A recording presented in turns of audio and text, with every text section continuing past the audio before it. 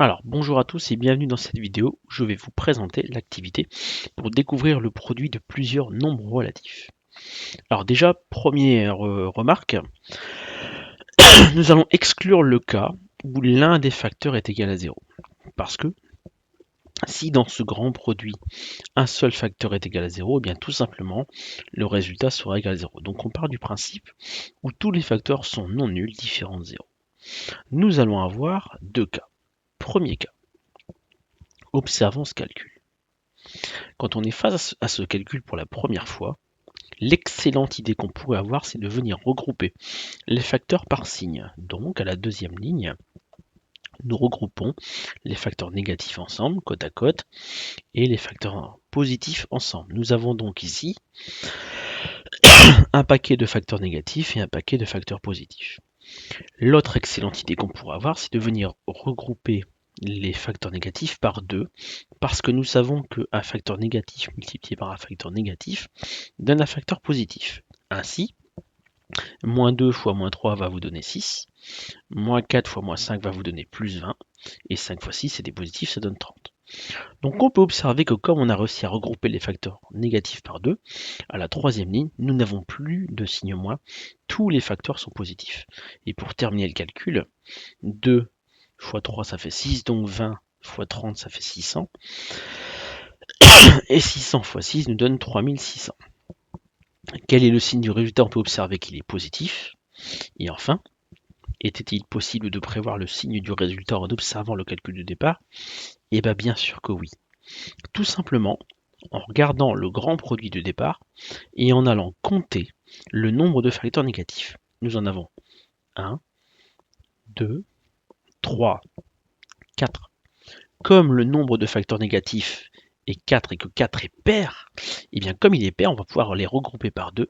Et ainsi, c'est un peu comme si les signes moins allaient s'annuler entre eux pour basculer au positif. Donc ce qui est important, c'est le nombre de facteurs négatifs. Le nombre de facteurs positifs, on s'en moque complètement. Donc grâce à cette méthode, s'il y a un nombre pair de facteurs négatifs, on sait prédire à l'avance que le résultat sera positif. Du coup, on peut se poser la question, que se passe-t-il quand il y a un nombre impair de facteurs négatifs? C'est le cas du calcul grand B. Regardez, 1, 2, 3, 4, 5. 5 c'est bien impair. Donc on applique la même méthode, on regroupe les facteurs négatifs ensemble, les facteurs positifs ensemble. On voit que cette fois-ci, en les regroupant par 2, moins 3 fois moins 1 donne plus 3, moins 5 fois moins 1 donne plus 5, mais on a le moins 2 qui reste seul. Normal, on en avait un nombre impair. Donc en les regroupant par 2, il y en a forcément qui reste seul. Le paquet de facteurs positifs nous donne ici 8. Et remarquez ensuite que 3 fois 5 vous donne 15, moins 2 fois moins 8, un positif ou un négatif donne un négatif. On se retrouve toujours avec un négatif qui se traîne tout seul et qui fait basculer le signe final en négatif. Quel est le signe du résultat? On peut observer qu'il est négatif. Est-ce qu'on pouvait le prévoir? Eh bien oui, comme il y a un nombre impair de facteurs négatifs, il y en a un qui va rester tout seul et qui fera basculer le signe dans le négatif à chacune des étapes. Moralité, à retenir, si dans un grand produit de nombres relatifs qui sont tous non nuls, il y a un nombre pair de facteurs négatifs, le résultat sera positif. S'il y a un nombre impair de facteurs négatifs, le résultat sera négatif. Et ainsi, on va pouvoir faire ces deux calculs beaucoup plus rapidement. On va les faire en deux lignes. Comment fait-on?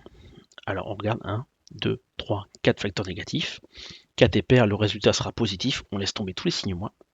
Et ensuite, on essaie tout simplement d'être astucieux. Regardez, on va former des nombres ronds, enfin des nombres pratiques. 5 fois 5 donne 25. 25 fois 4, ça fait 100. Donc je mets fois 100 dans un coin de ma tête. Il me reste 2 fois 3, 6. 6 fois 6, 36. Et enfin 36 fois le 100 que j'ai mis dans un coin de ma tête me donne 3600. J'essaie d'être astucieux dans ma façon de regrouper les facteurs, de manière à former des nombres simples ou des nombres ronds. Exactement pareil ici. Regardez. Alors les fois 1 déjà, ils servent à rien parce que quand on multiplie un nombre par 1, on ne change pas sa distance à 0. Donc on peut faire comme s'ils n'étaient pas là. Là, je vais avoir 5 fois 2 qui vont donner 10. Je vous rappelle déjà le signe. 1, 2, 3, 4, 5 facteurs négatifs, 5 étant impair, je sais que la réponse sera négative. Donc je mets le signe moins ici, et je fais comme s'il n'y avait plus de signe moins. Je m'en suis occupé. Je fais comme s'il n'y avait pas les 1 non plus. Donc comme je l'ai dit, 5 fois 2 va vous donner 10, je le mets dans un coin de ma tête.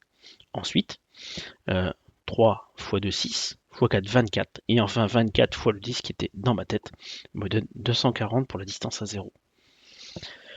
Voilà, j'espère que ça vous aide un petit peu. Au niveau de la leçon, tout est expliqué ici. Donc lorsqu'on multiplie plusieurs nombres relatifs différents de 0, s'il y a un nombre pair de facteurs négatifs, le produit est positif. S'il y a un nombre impair de facteurs négatifs, le produit est négatif. Et on vous réexplique les choses ici, tout simplement en comptant le nombre de facteurs négatifs. Ici, 3 facteurs négatifs, 3 est impair, donc réponse négative. Alors, on n'est pas obligé de mettre des parenthèses autour du premier nombre relatif.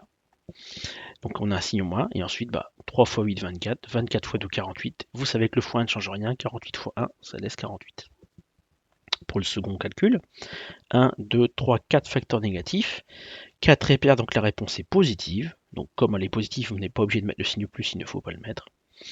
Ici on a 6 fois 2, 12. Le fois 1 ne sert à rien. 5 fois 2, 10, et 12 fois 10, 120.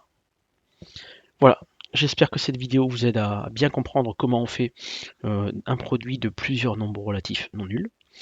Petite blague, comme d'habitude pour ceux qui ont eu la patience d'écouter la vidéo jusqu'au bout.